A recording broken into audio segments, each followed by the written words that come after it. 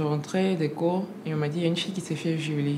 Donc je cherche à savoir pourquoi. On m'a dit, mais c'est la fille qui porte toujours les petites culottes là, qui est tout le temps sexy. Donc les gars l'ont violée pour lui donner une leçon. Un jour, dans un restaurant, j'ai un collègue qui a appelé la serveuse en lui disant « Viens que j'attrape ton cul ».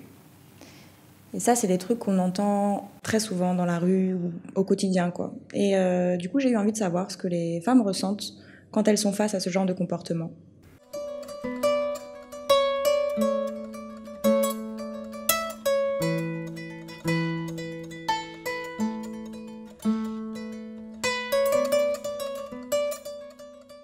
Mon superviseur, un matin, qui me dit « Ah, mais tu as pensé à moi hier ?» Et je lui dis « Mais comment ça? Moi, je pense que j'ai trop géré sur un projet et tout. » Et il me sort « Tu as mis une jupe courte. » Un jour, je traversais le goudron comme ça, la rue, et puis il y a un monsieur, un grand, un poste qui était dans la voiture, qui klaxonnait. Pour le respect, je m'arrête, 10 monte dans ma voiture, je monte. On s'en va, il me dit non, au fait, je t'ai vu, tu es belle, tu es bien en forme, est-ce qu'on peut aller déjeuner? Et puis je lui ai demandé, après déjeuner là, on va où?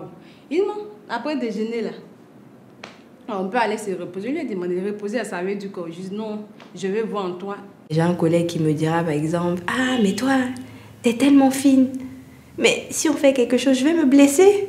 Et genre tout le monde ricane, ou c'est vraiment, c'est des trucs du quotidien, on fait, enfin, on se dit c'est des blagues.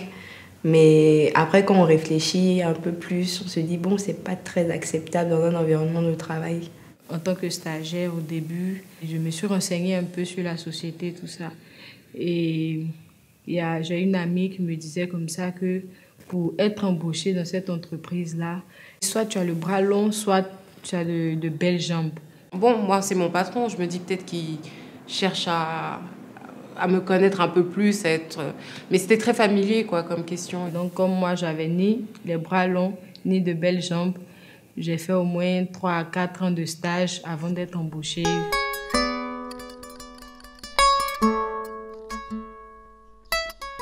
Quand tu passes dans la rue, que tu as un gros cul ou tu portes quelque chose d'un peu trop collé à tes formes, ah, ma chérie, tu as de belles fesses, hein. Je trouve ça vraiment désagréable. Ou tu es bien à baiser, ou bien viens chez moi, viens un truc. Et puis au fur et à mesure, c'est tous les matins, il venait dans mon service, il m'interpellait, il me faisait monter dans son bureau. En classe de 3e, j'avais un prof, mais vraiment parfait, et qui arrêtait pas de faire des remarques aux filles, tout. C'était une école confessionnelle en plus. Et on a une chanson qui est sortie, c'était au Bobaraba. Et donc quand je passe le gars, le prof il me fait Wowa, Azubagayi. Une fois il a fait ça et il m'a tapé les fesses. Là, ce jour-là, j'étais vraiment énervée. C'est parti en vrille. On m'a même renvoyée sans même chercher à comprendre qu'est-ce qui s'était réellement passé, qu'est-ce que le prof avait fait.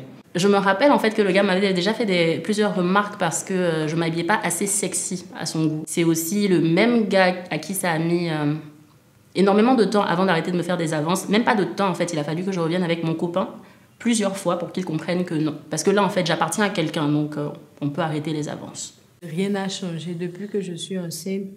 Quand je passe dans la rue, il y a des hommes qui me draguent. Je rencontre beaucoup ce genre de problème-là. Lorsque je sors, donc ça fait que quand je quitte le travail, je préfère rester chez moi, ne pas sortir. C'était ma première expérience professionnelle réelle. Je n'avais pas envie forcément de perdre mes chances, de me faire virer parce que j'avais frustré mon patron. Et je voulais pas être trop gentille non plus parce qu'il m'intéressait vraiment pas. On accepte parce qu'on n'est pas forcément prêt à assumer les risques qu'il y aurait si on faisait quelque chose contre ça. Par exemple, si c'est dans le cadre du travail qu'on se plaint et qu'on se retrouve à perdre son job, si c'est avec quelqu'un, je sais pas, quelqu'un dans la famille un peu plus âgé et qu'on te traite de menteuse, tu te retrouves à la rue, ce sont des cas extrêmes, mais c'est des choses qui arrivent. Donc j'ai été renvoyée pour 2 semaines de l'école. Et puis, après, j'ai expliqué à ma mère qui m'a dit, OK, on prend le temps quand ta punition va passer et puis on va retourner à l'école pour expliquer tout ça. Et c'est là qu'ils ont compris. Ils ont dû changer le prof. On l'a amené dans un autre établissement, mais toujours du même groupe d'école. Du coup, je me suis fait virer. Tout le monde après disait que, oui, c'est moi qui ai provoqué le professeur. C'est quelqu'un quand même qui a de l'influence. Donc je n'ai pas eu mon mot à dire. Moi, j'ai été, comment dire, même un peu rejetée par mes amis pendant un bon moment.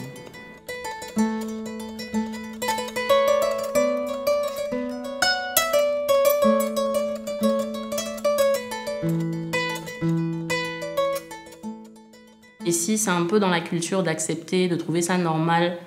Parfois même, on se retrouve avec des gens qui profitent un peu de ce harcèlement. Donc, enfin, vu qu'on ne peut pas faire grand-chose, on décide d'accepter et puis de gagner des avantages par rapport à ça.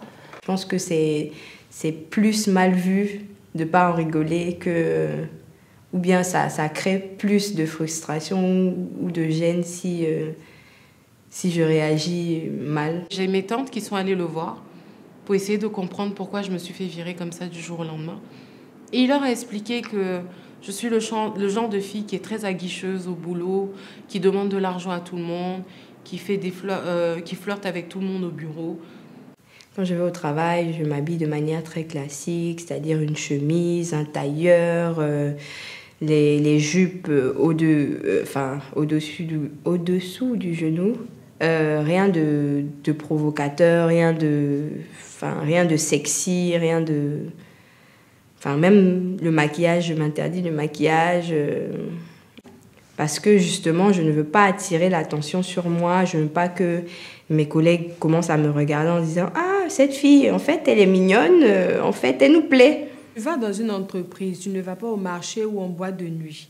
Donc, je me dis que quand tu viens dans une entreprise, tu es une personne responsable et il faut s'habiller responsable.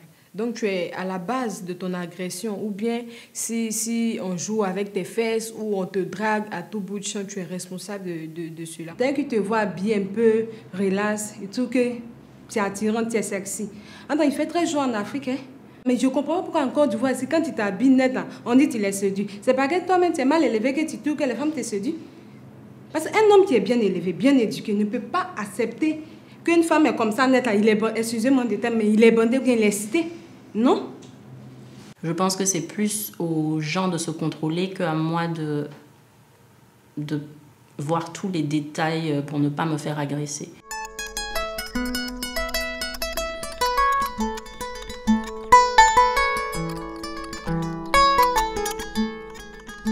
C'est vrai que les hommes sont fautifs, mais l'homme, il est de nature, il est comme ça. On a plus tendance à donner raison aux hommes qu'aux femmes dans certaines situations. Moi-même, je n'irai même pas même au tribunal. Même. Qui va t'accompagner? Non. Elle a zéro chance.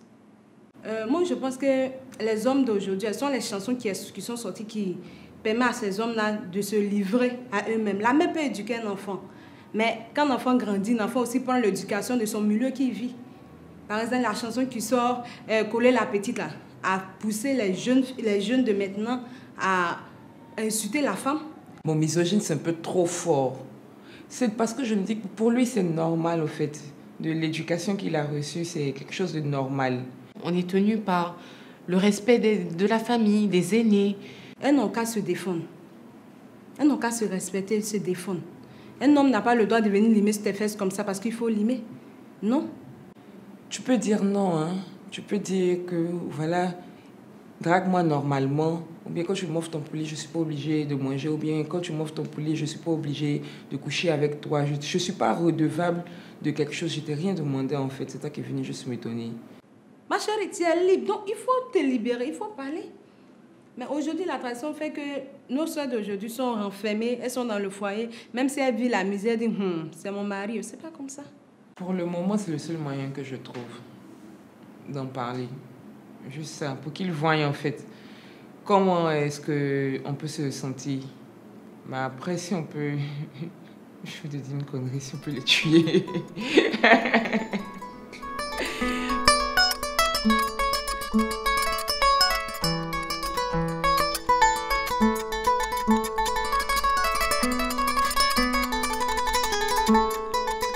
Si vous aussi vous voulez raconter votre histoire, n'hésitez pas à le faire dans les commentaires sur la chaîne des Haut-Parleurs.